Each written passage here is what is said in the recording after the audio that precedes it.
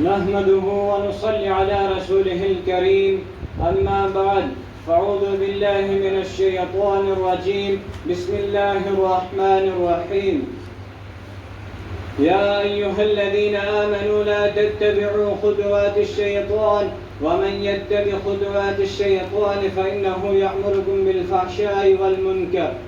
معزز سامعین کرام اور حاضرین جلسہ، السلام علیکم ورحمۃ اللہ وبرکاتہ. میں نے آپ کے سامنے قرآن مقدس کی ایک آیت پڑھی جس کے اندر خالق کائنات نے ارشاد فرمایا، اے ایمان والو شیطان کے نقش قدم پر مت چلو. جو شخص شیطان کے نقش قدم پر چلے گا شیطان اس کو بے حیائی اور برائی کا حکم دے گا. ملت اسلامیہ کے نوجوانوں، آج کی اس محفل میں اور آج کے اس مبارک اجلاس میں میری تقریر کا موضوع آج کا بگڑا ہوا معاشرہ اور ہماری ذمہ داریاں ہیں. خالق عزت میں دعا کیجیے کہ وہ مجھے صحیح بات کہنے اور پوری امت مسلمہ کو اس پر عمل کرنے کی توفیق عطا فرمائے، آمین.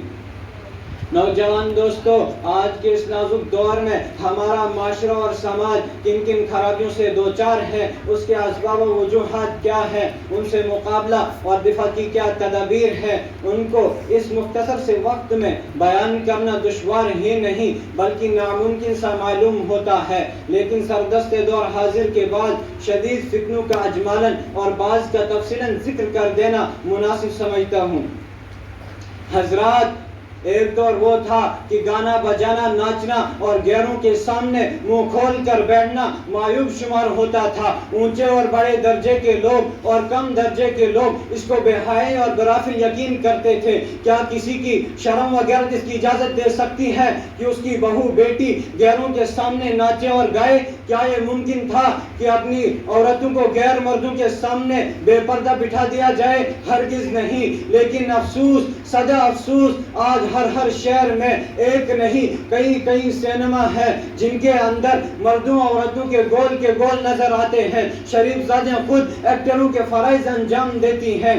گندے اور فحش قسم کی اداکاری میں غیر مردوں کے سامنے نہایت ہی بے باکی سے حصہ لیتی ہیں. شرم و حیا ان پر روتی ہے مگر ان کے سامنے مردوں عورتوں کے گروہ بیٹھے ہوئے ہوتے ہیں جو کہکے لگا کر ان کے خوب داد دیتے ہیں اور خود ہی اپنی تہذیب کا مذاق اڑاتے ہیں.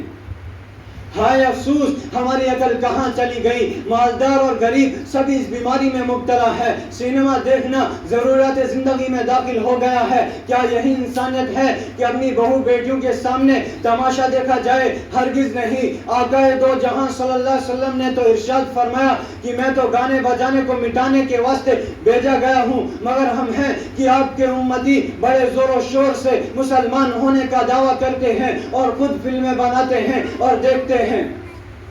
سینکڑوں اور ہزاروں گھروں کی چھتوں پر جب نظر پڑتی ہے تو ہر طرف لعنت کے اینٹینا دکھائی دیتے ہیں جن پر ٹیلی ویژن کے پروگرام اور فلمیں آتی ہیں. اور یوں کہا جاتا ہے کہ ٹی وی دیکھنے سے سائنس کی باتیں معلوم ہوتی ہیں، ٹی وی دیکھنے سے معلومات میں اضافہ ہوتا ہے، ٹی وی دیکھنے سے کارخانوں کی پیداوار کا پتہ چلتا ہے، ٹی وی دیکھنے سے انسانی زندگی کی ترقی کی راہیں کھلتی ہیں، ٹی وی دیکھنے سے بچے ہوشیار ہوتے ہیں، ٹی وی دیکھنے سے انسان ترقی کرتا ہے. ہائے افسوس، ایک ناجائز اور حرام چیز کو اس کے فوائد بیان کر کے جائز سمجھا جاتا ہے.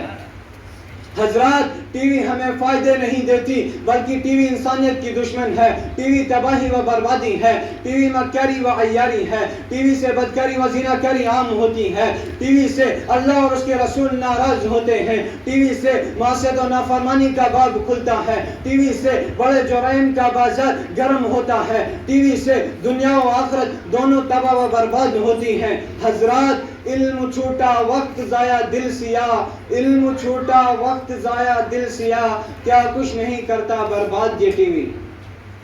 ملت اسلامیہ کے جیالو، ہماری ذمہ داری ہے کہ قوم و ملت کو اس بھیانک بیماری سے بچانے کی کوشش کریں. تقریروں اور بیانات کے ذریعے ان کے سامنے ان کو اس کے ناجائز اور اس کی قباحتوں کا تذکرہ کریں. سینما اور ٹی وی دیکھنے سے بچنے کی تعلیم دیں. ان کے سامنے آقا دو جہاں صلی اللہ علیہ وسلم کی سیرت رکھیں جو کہ قیامت تک آنے والے انسانوں کے لیے نمونہ ہے. اپنے گھر، خاندان، رشتہ داروں اور متعلقین میں اس وباء عظیم کو جنم نہ لینے دیں. اخبار و رسائل شائع کر کے امت کو اصلاح معاشرہ کا درس دیا جائے۔ حضرات، برباد گلستان کرنے کو ایک ہی الو کافی تھا، برباد گلستان کرنے کو ایک ہی الو کافی تھا، ہر شاخ پہ الو بیٹھا ہے، انجام گلستان کیا ہوگا؟ ملت اسلامیہ کے نوجوانوں، آؤ ہم سب مل کر اس بات کا عہد کریں کہ تادم حیات اسلام کی پاسبانی کریں گے اور ایک ایسے صالح معاشرے کی تعمیر کریں گے جو اسلام کو ظلم و ستم کی تاریکی کی گٹر ٹوپ اندھیروں سے نکال کر خالق و مالک سے ابدیت کا رشتہ قائم کرنے میں معین و مددگار ثابت ہو۔